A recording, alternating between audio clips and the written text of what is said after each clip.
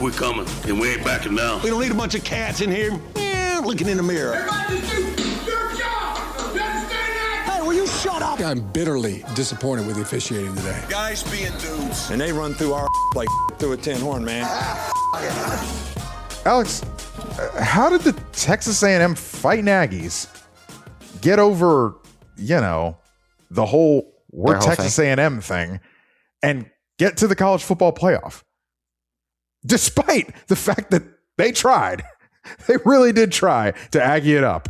And they did the night after Thanksgiving. Well, I have to assume that if they hadn't come back on South Carolina and then had lost to Texas, that we'd have a problem here. I think it's very, very possible that we'd have a problem here in that case. But they got here by not being very Texas A&M in the biggest moments of the year, except for the one that you're talking about. But I think they just got beat by a team that's not that much worse than them on the road that night.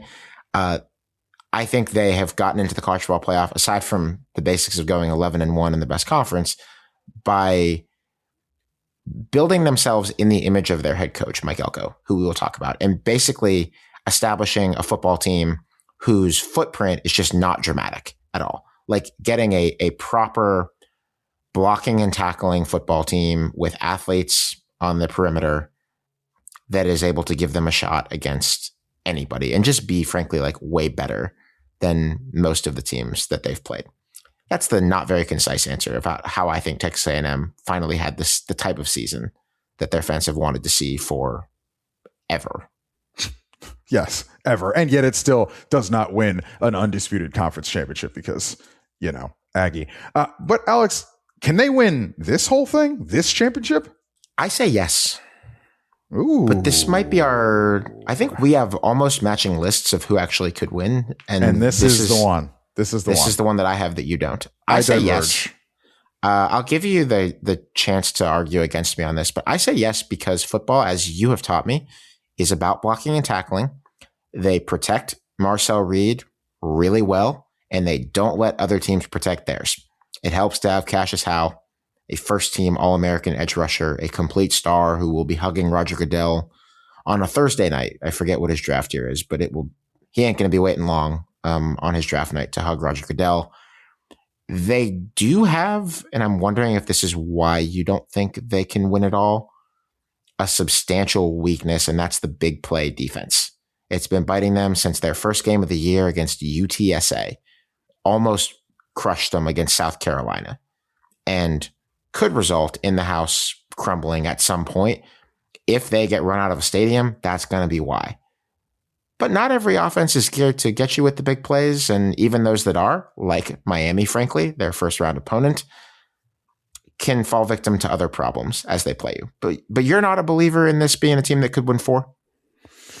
Yeah, and it's mostly a path discussion. They play Miami, which is the most dangerous team in this field. It's the only team seeded 6 in the first round field. Yes. Yes.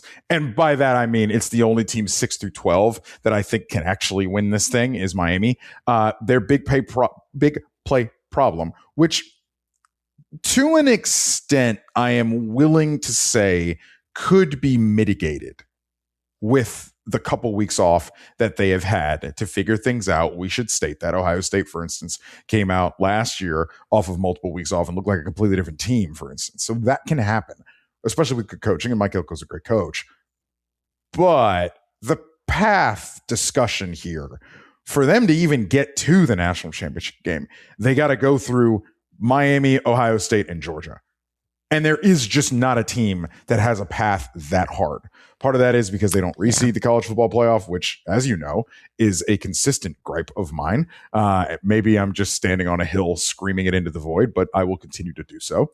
So A&M's path just to get to the Natty is particularly perilous. Their semifinal game would theoretically be probably Georgia. It's a compelling point. It's a very hard path.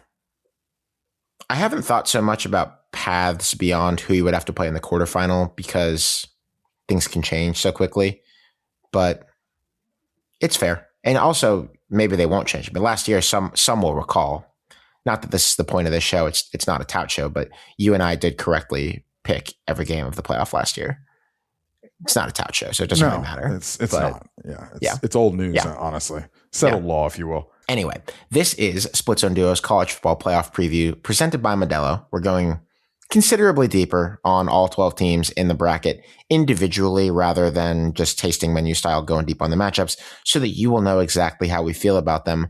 Modelo is out recruiting full-time fans in this college football season. I know you've seen the commercials. You've heard about it. They've also jumped on board here and been a sponsor of this show, and we've really appreciated it. We thank them for being part of what we do. Modelo is the official beer sponsor of the college football playoff and a sponsor of this show as well. Thank you to Modelo.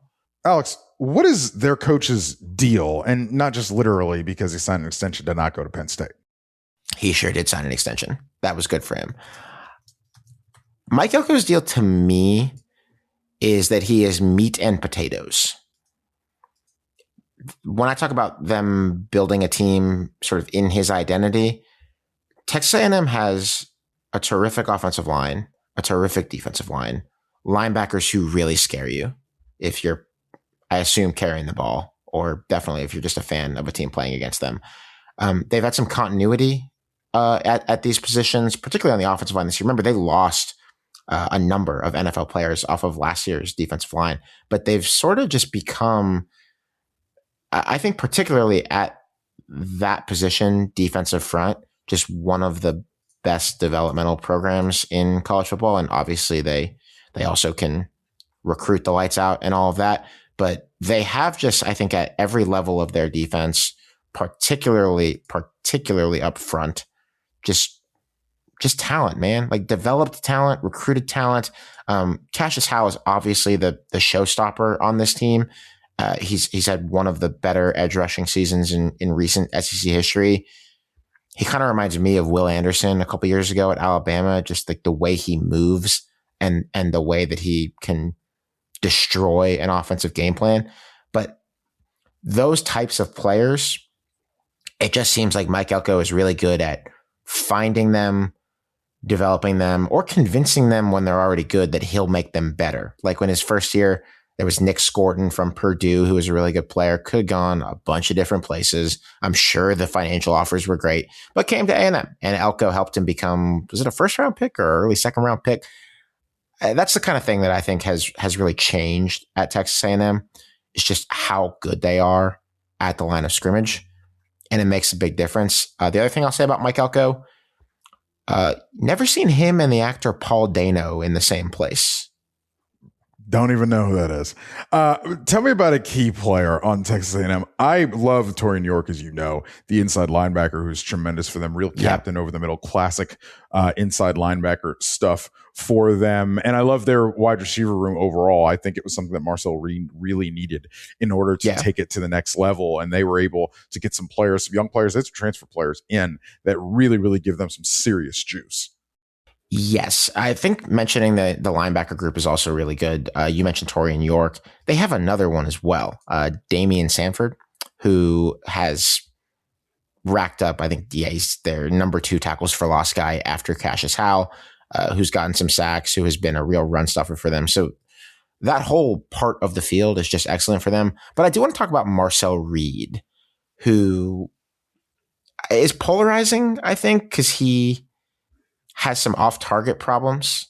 Like Marcel Reed will throw some passes probably in the course of this playoff run for A&M, however long it lasts, that really do make you shake your head. You wonder how he could miss one of those really good receivers that they have, Casey Concepcion, Mario Craver, by as much as he does. But then he makes plays not just with his legs, but with his arm that are dumbfounding in the other direction. They're great. He's a good college football quarterback in that way. I think that's fair. He also is electric with the ball in his hands. If you want to make the Lamar comp with him as a runner, I'll hand it to you, to be honest with you. He's as close as we've seen from a direct movement pattern skill set. I agree completely. They look similar, the way that they move through the defense when they have the ball, kind of the gliding effect that they inspire. If you do get him into third and medium, third and long, the results have not been good. And they're not good for anybody, but even relative, A&M is near the bottom of the country in third and medium, third and long situations. And that's maybe not revolutionary advice to suggest that you try to put the other team in. Yeah. Considering what they're going to be up against here in this first round game and against Ohio State should they win. Agreed. And A&M has some good tackles. Like Trey Zune has been in that program for a couple of years and is going to play in the NFL. Might not be the only offensive lineman on A&M. I haven't looked at draft stocks in too much detail who could play on Sundays. But yeah, I mean, if you get Marcel Reed into situations where the ball has to come out quick and he's got to be accurate, and you've got Bain and Mesidor for Miami coming after him, that's how this game gets away from Texas A&M playing at home. I think that would be the nightmare scenario that I would worry about. Alex, give me one interesting fact about this team. They're the only SEC team in 33 years to come back from 27 down in a conference game. Wow. I think there's a real argument that beating South Carolina was the best comeback in modern SEC history. Teams in that 27 down situation were 0-286 previously, according to ESPN. And I think it speaks to a level of resiliency and points to this maybe not being the same old Aggies. Because, man, I think you were out that day. You might have been at Florida, Georgia or something. No, I was UConn. That was sideline UConn day. Yeah, you were on sideline duty. So you weren't watching that live. But I remember trading notes with people just via social media during that game. And we were all coming to a realization that this is not that serious of a team. Because how could any team that serious get treated this way by late stage Shane Beamer, South Carolina? And then you know exactly what happened. And A&M won that game. So I don't think that this is the same old Aggies. We'll see if that's enough to get on a deep run here. I do think they have the upside because of the line play to win the whole deal. But I also feel pretty strongly that Miami is a good team. So this one could be a playoff run of anything from 1 to 4 games, as far as I'm concerned. Also, Auburn fans are screaming into their phones, their car radios, and their speaker systems because 27 does not cover the comeback, which was 24-0 in the Iron Bowl in 2010. That's right. But you know what? You can't actually call it the best comeback in SEC history because the comeback 24 against Alabama was better than that. So Auburn fans, I grant you that. Not the best comeback in SEC history, but the biggest by points in modern times, and let's say one of the best. It's inner circle. Anyway, thank you very much to Modelo. Modelo is the official beer sponsor of the College Football Playoff. We thank them for taking part in this program. We'll see y'all very soon. This has been part of the Split Zone Duo College Football Playoff preview presented by Modelo.